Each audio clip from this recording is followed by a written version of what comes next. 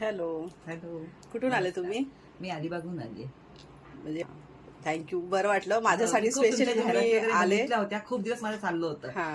तुमचे व्ह्यूज पण बघितले तर आवडले. आवडले. आयब्रोज मी जेवढे मी रील्स टाकले तेवढे सगळे बघितले. दिवसभर तेच बघायचे. कन्फर्म केलं की नाही इकडे हे जवळ पण आहे आणि बेस्ट आहे. हो हो ओके, नक्की मी बेस्ट देईन माझा. थँक्यू. तुमचे खूप प्रार्थना आणि प्रेयर चालू होते कसं दिसेल करून. सो फायनली तुम्हाला दाखवते. वाव,